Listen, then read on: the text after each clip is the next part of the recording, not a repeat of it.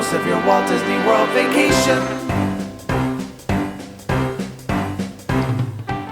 The top 6 things to love about the American Adventure. Hi, I'm Herb Leibacher, and welcome to episode number 96 of the World of Walt podcast. Make the most of your Walt Disney World vacation for the week of October 30th, 2016. This is the podcast for Walt Disney World fans, whether you're planning your next trip or just enjoy reliving a little bit of Disney magic. Today, the podcast is sponsored by Ear to Their Travel. If you're planning a trip to any Disney destination, give Phil at Ear to Their Travel a call. Phil is a former Disney cast member, so he really knows how Disney works. He can help you plan all the details of your next vacation at no extra cost to you, while making sure you get the best deal on your trip. You can reach Phil at eartotheirtravel.com. It's been said that Walt Disney was about as American as anyone could possibly be. He was a fan of U.S. history, and he was something of a quintessential American success story, from a newspaper boy in Kansas City to the mogul of new media of his time. I think it's fitting that Disney took on the incredible task of trying to retell nearly 250 years of American history in just 28 minutes and 30 seconds. So today we're going to take a look at the top 6 things to love about the American Adventure. To help me explore this topic, I'd like to welcome back a guy who's doing his part to make America a better place by spreading encouragement and high fives wherever he goes, Johnny Shortsleeve. Johnny, welcome back. Oh, what's happening, Herb? Thanks for having me back, man. I'm always looking forward to getting back and doing these with you. These are so much fun, and I really do appreciate the chance to chat with you. So thanks for having me back. It's always a pleasure. You always bring a lot of fun to the conversation, and I love hearing about your perspectives. So thanks for being here. Cool, man. Yeah, this is going to be a fun topic. I'm looking forward to it. It is. And before we get into the American Adventure, our warm-up question for today is, what is your favorite food item at the Epcot Food and Wine Festival? The one favorite thing of the 5,000 things that they've served there, holy smokes. Okay. Wow, that's a great question. Well, let me say this. It seems, and tell me if you agree or disagree with this one. It seems like lately they're rotating the menus a lot more. So you're not seeing a lot of things last more than maybe a year or two. There's some standards that kind of stick around. There are definitely a few things that I miss that I wish that they would bring back. But just taking my first lap around a couple weeks ago, I was glad to see that in the Poland marketplace, they kept the kielbasa and the pierogi offering. I think that's always a good one. And which, by the way, I don't know if you've seen it, and if down at Disney Springs when they have the food trucks up, they have the Epcot truck that has that. At least the last time I was down there, they did a few months ago. So if I had to only do one, if you gave me $7 to put in my pocket, which I think I can't remember how much it was now, that would be the one thing I would go to. Wow, I've never met a pierogi I didn't like, so that's a pretty good choice. Yeah, pierogies are good and hard to mess. Well, no, I think it's easy to mess them up, but they do them well. I like them, and that's what. And it's kid friendly too. My kids love those things. Yeah, and you get your daily source of carbs and starch all in one serving there, so it's a good carbs, deal. Starch, some saturated fat from the sausage. Mm-hmm. Good stuff. God bless America, man. Well, speaking of America, I didn't really plan it this way, but I think my favorite food item is the smoked beef brisket, which is served back by the American Adventure. And in the past, it was served with, I think, okra, if I remember right. And I don't know if they're still doing that, but anytime there's smoked meat of any kind, I'm in the line. So that would probably be my pick. That I would have to say, from an aromatic standpoint, that one is the best smelling marketplace of all of them, because you can catch a whiff of it if the wind's right from maybe a couple of marketplaces over. It's good, man. That's a great choice. Yeah, people are in Japan saying, "What is that smell? Yeah. It does not smell like Japan." But forget this sushi nonsense. Let's go get what is that? Go to where the Americans are. There's beef. Okay, so back to the American Adventure. Today, the top 6 things we love about the American Adventure. And Johnny, we are over to you for number 1. Well, I tell you, there's a lot that I like about this pavilion. Although I got to say, I had kind of a rocky start with it when I was a kid. I was definitely in my single digits of years old. And I remember sitting through the show and seeing all of these historical figures come out and tell their stories and kind of narrate everything that's going on. I remember this was the place where a young Johnny Shortsleeve realized, oh my goodness, I'm going to die one day because I'm looking at a whole bunch of dead people. And and I remember dead people in the American Adventure. It was like the Sixth Sense. Yeah, I remember walking out of that show. I don't know, maybe I was like 8 or 9 or so, and thinking to myself, I was like white as a ghost. I remember like, oh my goodness, Mom, Dad, I'm going to die one day. Like so, but I somehow shook that, and I realized as time went on, it's just an amazing. There's so many things that I love about this attraction, this show, starting from, which is my number one pick, is kind of when you turn the corner, once they basically release the hound and let you come in after you've been gathered right there in that little main hall, and you see the corridor of flags as you ascend up the escalator or the stairs to go up toward the theater. It's just such an impressive sight to see all of those flags hanging. Those are, historically significant flags from American history, and they're amazingly big, and it's just a very visually powerful thing to see. I kind of like to hang back a little bit and let the crowds do the sprint out of the main like queue area where they have you waiting to go in up to the theater, because I like to take my time through there and just kind of just soak it in, because it really is. It's a beautifully stunning way to kind of start that progress, that the process of getting you into the story, of understanding where we came from as a country. So that would be my advice to anybody who, if you haven't done the attraction before, don't worry about it. It's a huge theater. You'll get a seat. Hold back a little bit and just kind of soak that in for a second as you ride the escalator up or you walk up the stairs. And also, if you have done it before, maybe you've blown through it because you wanted to get in there and get a great seat. Hold off, take a minute and soak that in. It's a really powerful experience. Excellent choice. And I agree about how stunning that area is. It really is just a way to see the history leading into the United States and how the states came together and how they've changed over time, all in one place. And it's all presented without saying a word. So it really is an impressive spot. And I agree, one not to rush by. I also think in that corridor, there are a lot of interesting details. I don't know why, but I'm always fascinated by the air grates, which I know just sounds completely nerdy, but that's okay. I've got my nerd card. But the detail they built into that area in just making sure that everything sort of matched the era of the building, you can just tell there was a lot of love and care put into that spot. And that's a really good observation for a lot of what you get to see at Walt Disney World. You see those little details like that, where I got to imagine that if I was an Imagineer and I really thought through some of those details to try to get people to feel immersed in that experience, whatever the experience is, and you start to think about that level of detail, and all of a sudden you see people just blow past it, I'd be like, oh man, wait, look at the air grates. You see that? Look, whoa.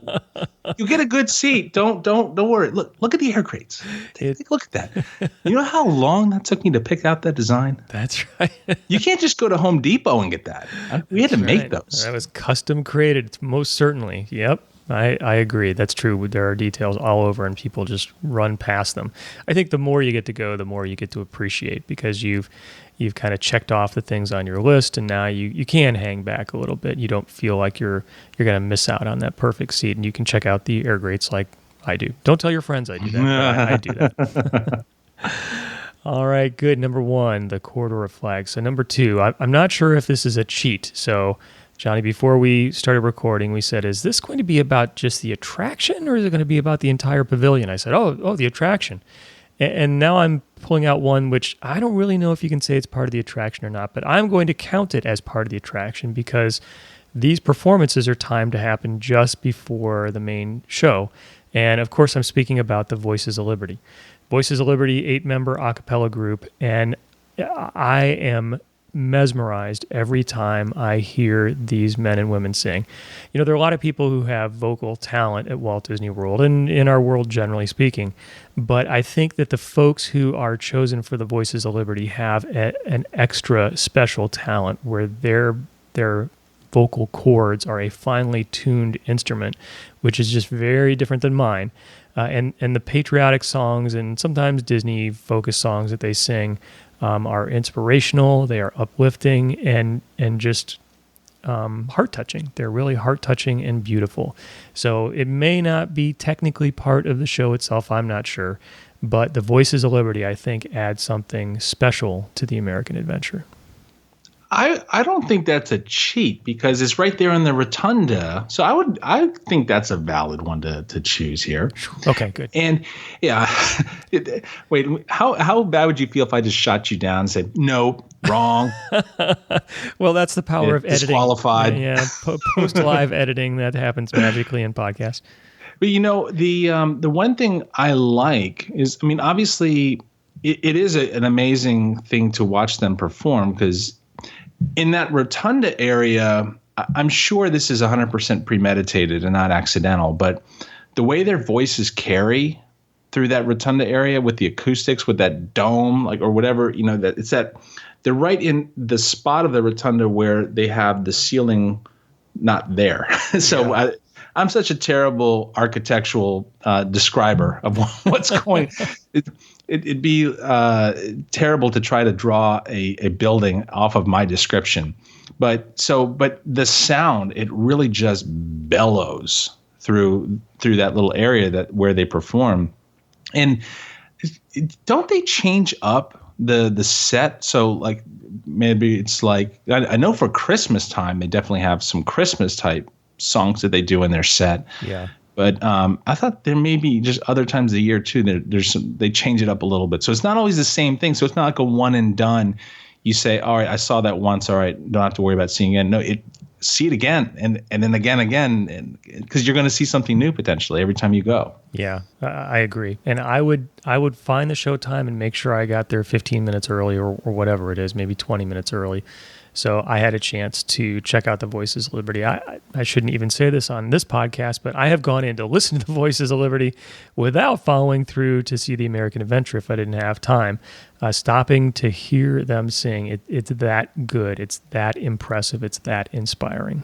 At least it's at the beginning and not the end. Like, because you know how well, wait a second. That's kind of like how people used to go ride Maelstrom and then walk right through the theater and skip the video about Norway. Yeah. You're doing the same thing. You're catching the first part of the experience and then just ditching the second part. Yes, I don't always do that, but I have to admit I have done it. And hey, on a hot day, it's nice and cool in there. Oh yeah, yep, it is. It is. So that might be a nice way to once you've been hustling around World Showcase, you want a little break, go in there. There's a few benches, not many, a few benches, and just hang tight for a bit. Watch them perform, and move on and go get some brisket. Exactly. Mostly, I see people taking a spot on the floor, so it seems like it's okay to do that.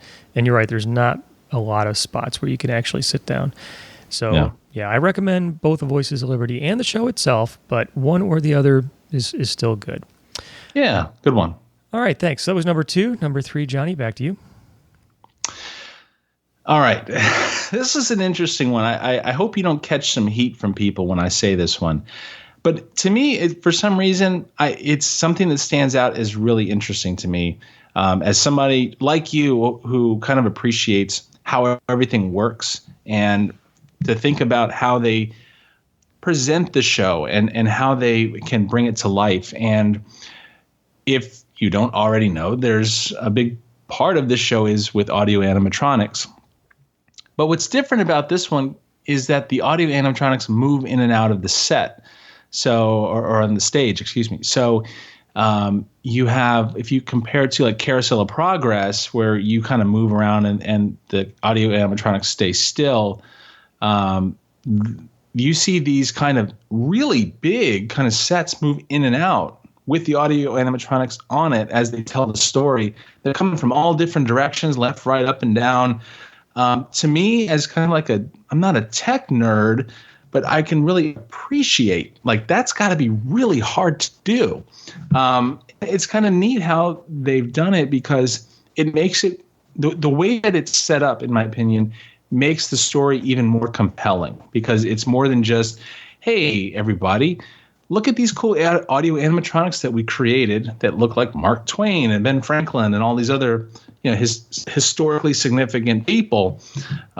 No, they're like zipping in and out, and they're doing it in a way that kind of it's visually interesting to see how they've done it. So I don't like to let that take away from the story of what they're doing, but to me, that's pretty darn impressive. So I had to think that that's probably something that really gets me every single time. I really enjoy how they do that. I agree with you. So I think it's neat from kind of the effect that it ends up with. So when George Washington, sitting on his horse, rises up from the stage, and the scene behind him is timed in exactly the same way, which I think is coming down or going up, or I don't know. And it sort of looks like you are zooming in on the screen based on how the figures move, and the background is timed to move with it. It just makes an impression. And I think technically, just to think, how are they storing all of these huge sets and lifting them up into place? Long time ago, I took a backstage tour, and one of the stops was at the American Adventure, and they didn't actually show us all the workings of it, but they explained it as something like a carousel, because the sets would rotate through, and then one would get into position and would be lifted up with hydraulics or whatever they use.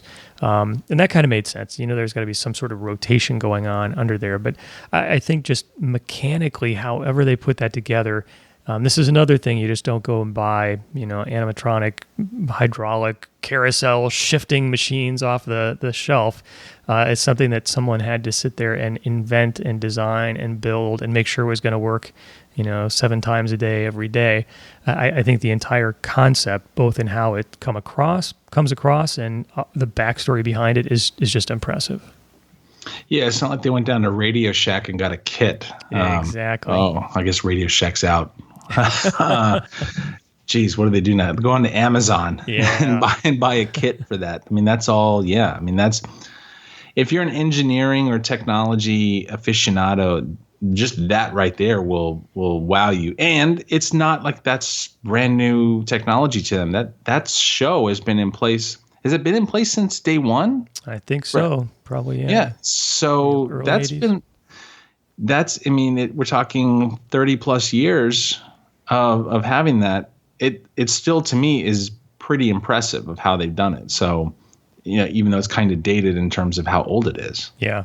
I agree. Though I'm sure a lot of people spent a lot of time and a lot of money to make that happen. Yeah. All right, good. Number 3 was how the animatronics move in and out. So number 4, back over to me. One thing that always impresses me about the American Adventure is the fact that Disney decided to tackle the subject matter at all. I think they could have played it safe, and they could have avoided some of the topics that they decided to cover. And these are not topics that are easy to cover, especially, like I said, when you had 250 years in 28 minutes. But they didn't shy away from slavery or nature conservation or Native American relations or suffrage. They knew that those were important parts of our history and our story as Americans, and they decided to take them on. And they took them on in a way that was, I think, respectful of the topics and relatable to people, and still informative and entertaining. I think it's just a really tall order to do all of those things in one attraction, and I think Disney really did a nice job of doing it. And it's interesting because you think about where the American Adventure is placed in World Showcase. So it's kind of like as soon as you're walking out of Future World on that little corridor, it's right there. It's the first thing you see, and it's a very prominently placed pavilion for all of World Showcase, which I understand. I mean, this is the host country, and you got to think, like you said. I mean, you kind of have a lot of pressure on you to do it well, because obviously You have folks who are coming, many of them are coming from the United States. So this is going to be something that you might say, oh, you know what? It's just another American. All right, I took a history class, whatever. I want to see other stuff. I want to see what's going on with Japan or Germany. It has to be compelling to Americans who probably have just been exposed to a lot of this kind of stuff and culture. Why would they want to come see it? Well, I think it is a big, tall task to take on. So I agree. That's a really good point. Yeah, thanks. And I'm glad that they did decide to do it and didn't really shy away from it. I think they could have, put out some plush and said that's a day, buy some stuff and see you later. But they decided to do something that was, I think, hard and do a good job of it. So I'm always very pleased that they did. Mm-hmm. All right, that was number 4. Number 5, back to you. Well, I'm a big music fan, and I thought I have to put on my list "Golden Dream," the song that kind of wraps up the show in the attraction. I guess we should call. I don't know. Do we call it a show or do we call it attraction or both? It's hard because there's a little bit of both going on there. Yeah. Well, it's the kind of the grand finale of the show, and there's a lot of things that are shown, like images of very significant aspects of the American story. Some of them are maybe not as bright and shiny as you might think in terms of what happened, or I don't want to give too much away, but they're important things to remember. And I think it's one of those songs where I'm almost regretting saying this. I feel like I'm going to lose my man card. It'll get your eyes welled up when you hear it. It's a tearjerker. It's something that's very emotionally charged. There's a lot going on there with what they're presenting, not only in the music, but in the film that accompanies it too. It's amazing how they've taken some very powerful images that kind of evoke a very powerful set of emotions and have then over top of it put some music that kind of really smiles back to those emotions. And when you walk away from that, you just feel like you got, hit with a whole bunch of really powerful messages and memories and things that, like if you're a parent who's bringing your family and your children there, there's going to be a lot of stuff in there that your kids may know of but may not know. And one of the things I really love about Epcot and even Walt Disney World as a whole is that it's very easy for a child to go through an experience, an attraction, and then look to their parents and say, hey, I saw this. What was that about? Can you tell me the story? Or there's been things where I've seen, I say, I don't remember that. Let's go, when we go back home, let's make a note to go and learn more about it. And that's cool that it kind of triggers that interest in learning, which I think is probably one of the key things that they were hoping to be as a takeaway when guests come to Epcot, and especially right here with the American Adventure. So the way they've done it and tied it in and kind of wrapped up, that it's a powerful show that they put on with a lot of stuff going on in terms of the messages they're trying to convey. They needed something that's like a real good knockout punch to send everyone on their way. And I think they did it very well with that song, with Golden Dream. I think that's an excellent point. And I agree that the visuals and the music work together. So it's all of these defining moments in recent American history. So the I Have a Dream speech, or the Challenger, or 9/11, all of these things where everyone remembers where they were if they were around during that point in history.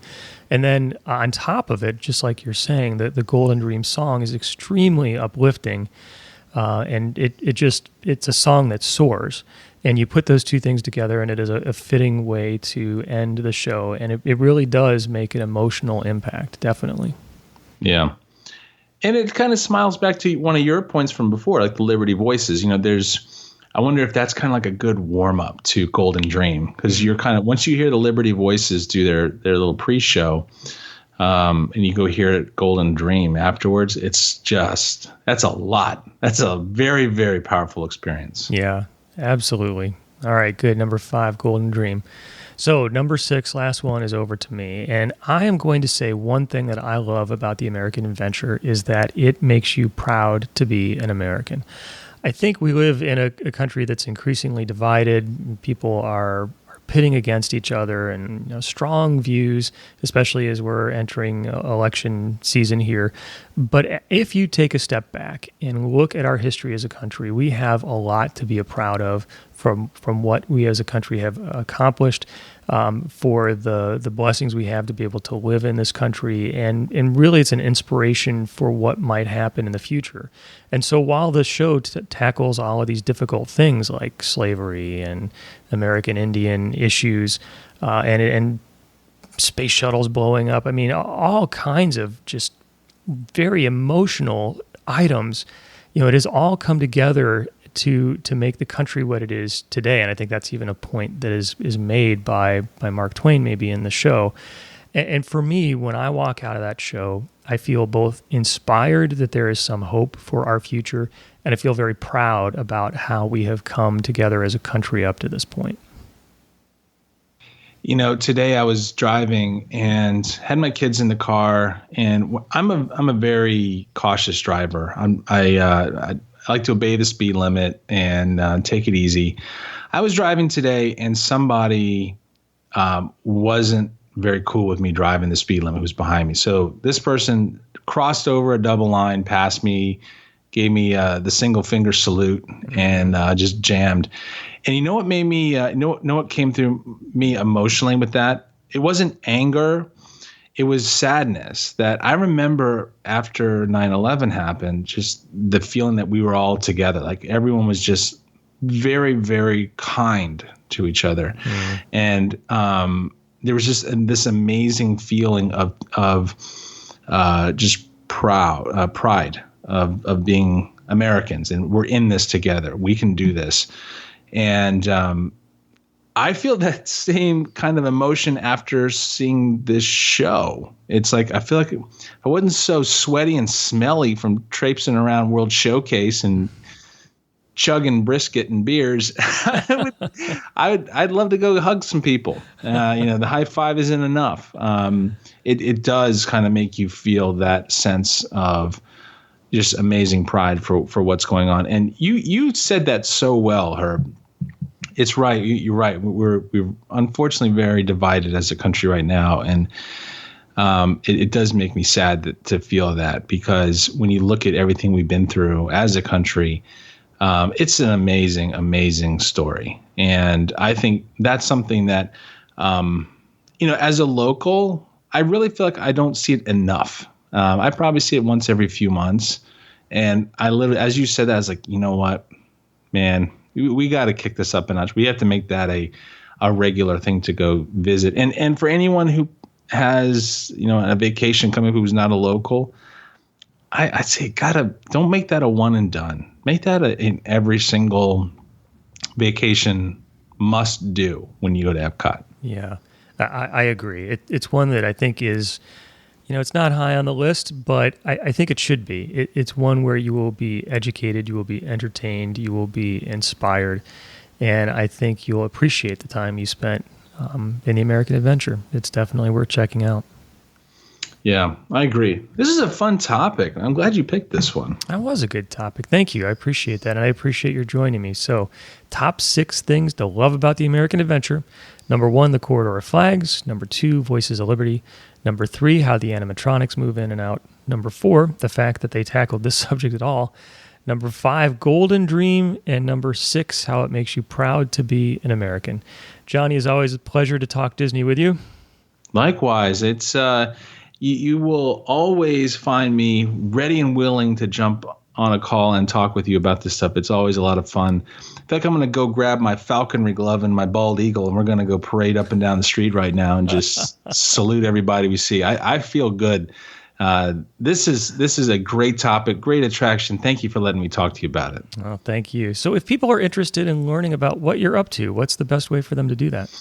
Ooh, thanks for asking. Well, I got some cool stuff in the works now. I have a podcast that is up and running, and I'd love for people to come by and check it out and give me their opinions on it. If you go to johnnyshortsleeve.com, that's probably going to be the best way to do it. If you're hanging out on Facebook a lot, you can just search for me up there, and you'll find my page. And let's hang out there. Come say hi to me there, and tell me what you think about the podcast and all the other Disney stuff I talk about, and other random goodies in my cabinet of curiosities that I put on my Facebook page. So that's the best way. But thanks for letting me have a quick plug there. You bet. Yeah, you have good things in your cabinet of curiosities. I like the way you said that, actually. So should trademark that. Yeah. Cabinetofcuriosities.com. Where's GoDaddy at? Get that. Check that out. You always have fun stuff on Facebook. I always enjoy checking it out. And your Facebook page is always uplifting as well, just like the American Adventure. So good tie-in for today. Right on. Right on. Thank you so much. I appreciate that, Herb. Thank you, Johnny.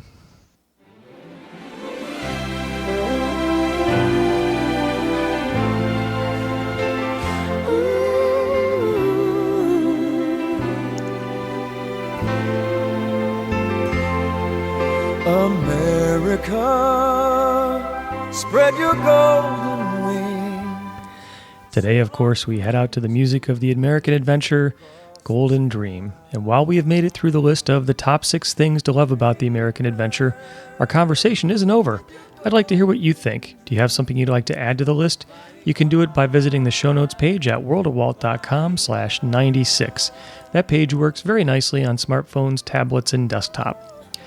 I'd like to thank everyone who's been in touch with me, and I'd like to invite you to follow me on social media. You can check me out on facebook.com/worldofwalt and pinterest.com/worldofwalt. If you enjoyed today's podcast, I would appreciate it if you would spread the word. Tell your family and your friends about it. To wrap up for today, I would like to, as always, give you a heartfelt thank you for spending your time with me today. I'd also like to thank everyone who visits worldofwalt.com, where you can read interesting Disney articles and chat with other people who enjoy Disney. By listening here and by visiting the site, you allow me to share the fun of Disney with you. And that is extremely cool. Thank you so much for being a part of it. So until next time, my friend, may God bless you. So there's a great, big, beautiful tomorrow shining at the end of every day. There's a great, big, beautiful tomorrow, just a dream away.